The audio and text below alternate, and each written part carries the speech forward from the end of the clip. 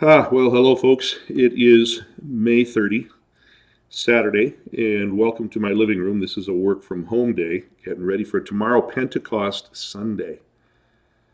I want you to bear with me for a minute or two, because I want to let the scriptures do the speaking as that relates to what's happening right now in my country, the United States. Proverbs 10:12. Hatred stirs up strife, but love covers all transgressions. Chapter 14, verse 29. He who is slow to anger has great understanding, but he who is quick-tempered exalts folly. Chapter 15, verse 18. A hot-tempered man stirs up strife, but the slow to anger calms a dispute. Chapter 16, verse 7. When a man's ways are pleasing to the Lord, he makes even his enemies to be at peace with him. Chapter 18, verse 19. A brother offended is harder to be won than a strong city, and contentions are like the bars of a citadel. Chapter 19, verse 19. A man of great anger will bear the penalty, for if you rescue him, you will only have to do it again. Chapter 21, verse 7. The violence of the wicked will drag them away because they refuse to act with justice. Chapter 26, verse 24. He who hates disguises it with his lips, but he lays up deceit in his heart. Chapter 28, verse 5. Evil men do not understand justice, but those who seek the Lord understand all things. I couldn't begin to tell you how heavy my heart is right now for what is happening in this nation. For the last decade and more, I have seen this tsunami wave of hatred building, and I've warned about it over and over again prophetically, while many others were giving glowing words of bright days coming.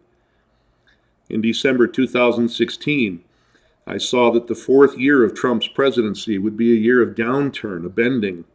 Then came the first effort to show Russian collusion, then the impeachment. Now the coronavirus in that fourth year, the lockdowns, and the massive economic disaster that's resulted from the lockdowns.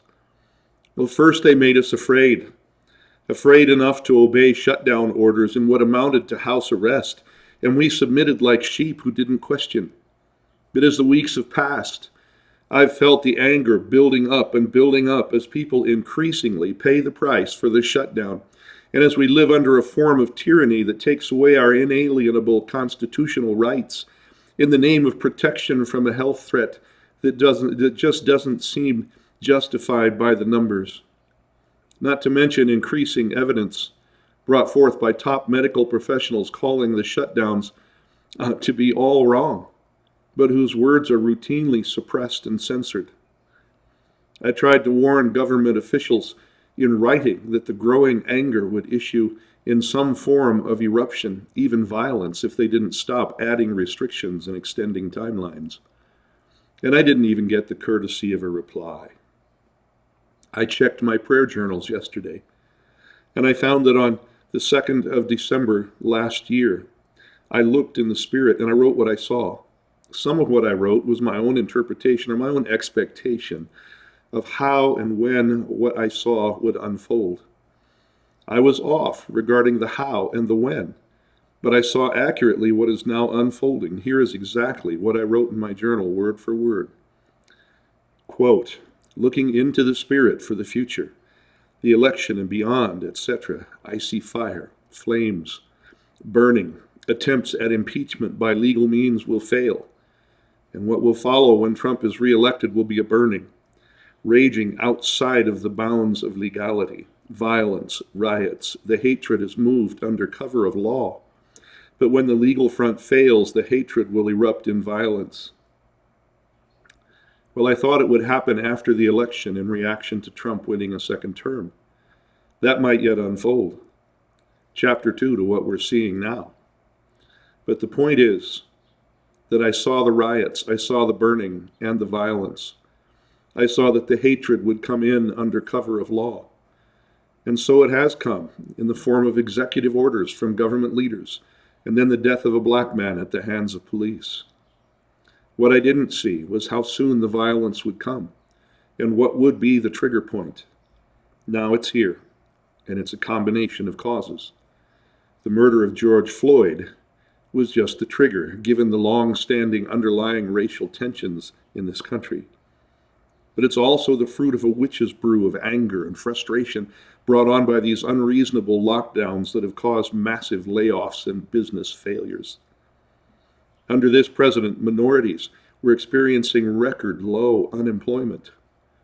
But this coronavirus economic disaster has affected minorities more directly and more deeply than any other people groups, driving many back into poverty and hopelessness. Whether it's recognized or not, this contributes to the anger over the murder of George Floyd.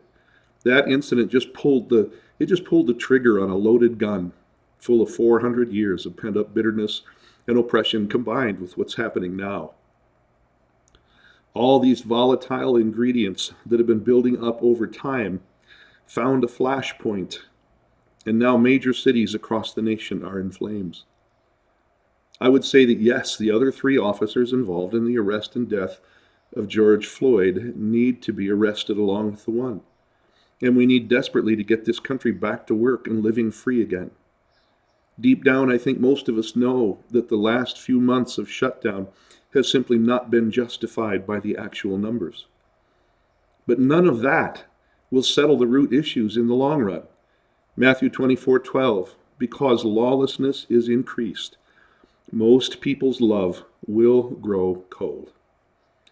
Godlessness produces lawlessness, produces lovelessness. Listen, godlessness produces lawlessness, produces lovelessness. The enemy of our soul loves a vacuum, and he's happy to fill it with hatred. This is a time for us as Christians to live the promise of Isaiah 60. I come back to this again and again and again. I want us to hear it so deeply.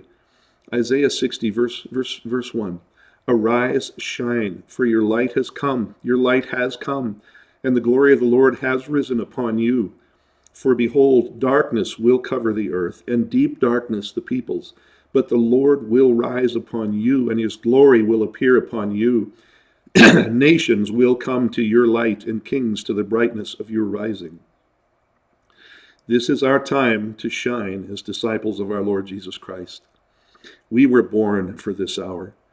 For those who have asked to know, we, New Song Church, the church I serve, for our part, we've sent a check this week for just under $3,000 to an African American congregation in the inner city that's been hit very hard by the economics of this recent insanity.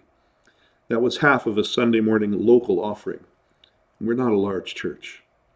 More will be added to that because funds are still coming in. It's love, it's honor, it's respect. Love wins. Love overcomes. Love is stronger than hate. If we don't start listening as a people and respecting one another deeply in the Lord, this nation is doomed, and we will all pay the price. It's time for God's people to rise and shine as we have always been called to do. Everybody have a great weekend and especially a great Pentecost Sunday.